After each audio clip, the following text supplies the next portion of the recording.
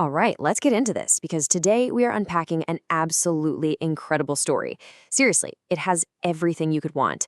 You've got a Maverick Special Forces team, a town that was deliberately sunk to the bottom of a lake, and a legendary, almost mythical fortune in stolen Nazi gold. But it's really a story about loyalty, greed, and what we actually value when everything is on the line. And that really is the question at the heart of this whole thing, isn't it? It really makes you think when a prize that could literally change your life forever is sitting right there in front of you, what do you value more? I mean, it's the classic dilemma. On one hand, you've got this life of just unimaginable wealth, the kind of money that makes all your problems just vanish. And on the other hand, you've got these bonds that were forged in the heat of battle, that ultimate trust and loyalty between soldiers. And that is the choice these guys are going to have to make. Okay, so to understand the heist, you first have to understand the legend behind it. And it all starts back in the final, really chaotic days of World War II over in France. So just picture this for a second. It's 1944. Nazi forces are desperate, and they manage to steal 25 tons of French gold. They stash it in a small town's bank vault. But here's the crazy part. To hide it for good, they don't just, lock the door. They blow up a nearby dam, flooding the entire town and sinking it under 150 feet of water. The only person who sees this and gets out alive is a little boy. But for decades, his story is just dismissed as some wild, tall tale. So let's fast forward to 1995. That legend is barely a whisper anymore. That is, until a very specific group of soldiers happens to cross paths with a woman who holds an incredible secret. So let's meet the team. They're this highly skilled, but let's be honest, pretty reckless U.S. Special Forces unit. They've just come off this insane, destructive mission, and now they've got 3 days of leave before they get shipped home. They are bored, they are restless, and they are absolutely itching for one last score. This is a team whose loyalty to each other is rock solid, forged in chaos, a bond that's about to be tested like never before. And this is the moment where everything pivots. One of the soldiers is seeing a local woman named Laura, and what they're all about to find out is that she is the key to this entire legend. And here is the big reveal. It turns out Laura's grandfather, he was that little boy who escaped the flood all those years ago. And he didn't just get away with a story, he got away with proof. She shows them a solid gold bar worth over $500,000 that he managed to grab as he was fleeing. All of a sudden, the legend is very, very real. Now, what's so interesting here is Laura's motivation. She's not trying to get rich. This isn't about greed for her. It's about justice. It's about recovering her nation's stolen wealth to help rebuild and support her people after the devastation of the war.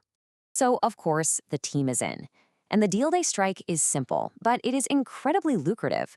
50% of the gold, hundreds of millions of dollars, goes to Laura's cause. The other 50%? That's theirs to split. The alliance is set. Okay, so the treasure is real, the team is ready, but there's just one tiny problem. It's at the bottom of a lake inside a bank vault. So the question becomes, how on earth do you even begin to plan a heist that's 150 feet underwater? Well, their plan is nothing short of brilliant.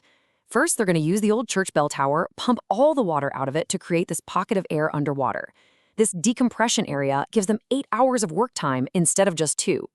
From there, they'll blow the vault, attach these giant cargo parachutes to the crates of gold, inflate them with air, and just float the entire treasure right up to the surface, where a helicopter will be waiting. It's insane, it's risky, and it's absolutely genius. But you know how these things go. A perfect plan on paper is one thing. Reality is something else entirely. And this is where it all starts to get complicated. And just like that, everything goes sideways. Laura's brother accidentally leaks a piece of that gold bar, and word gets back to some remaining Nazi forces in the area. At the exact same time, the team gets new orders. They're being shipped home first thing in the morning. Their 7-day window just slams shut. It is now or never. The heist has to happen tonight. So, under the cover of darkness, the mission is a go. They get down there, they create their air pocket in the bell tower, they make their way to the bank. And after this super tense underwater demolition, they manage to blow the massive vault door clean off its hinges. They swim inside, flashlights cutting through that murky water, and their hearts just sink. The vault is empty. Well, practically empty. There are a few gold bars, but that's it. The 25 tons of gold? It's just gone. And in that single moment, everything just falls apart. You can imagine what they're thinking. Was Laura's grandfather wrong? Was this whole thing just a made-up story? They risked their careers, their lives, for a ghost story.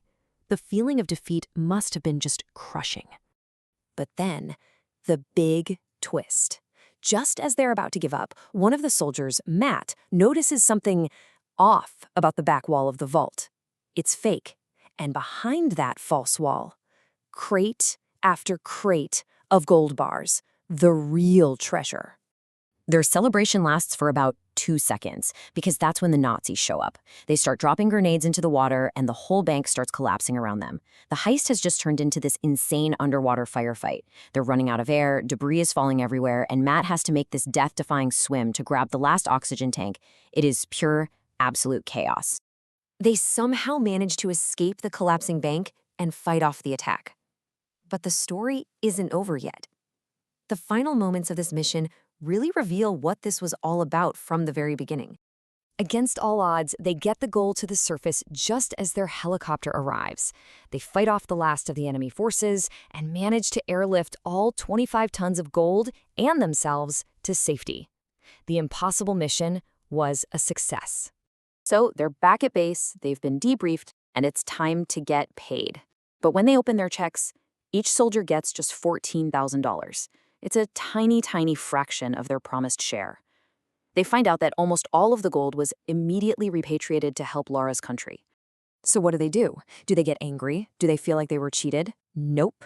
Without even a second thought, they take their checks and they hand every single one of them straight to Laura. They knew from the very beginning that this mission was bigger than just getting rich. It was always about her cause. And really, that's what this whole story leaves us with. Yeah, they walked away from a life-changing fortune, but they definitely gained something else.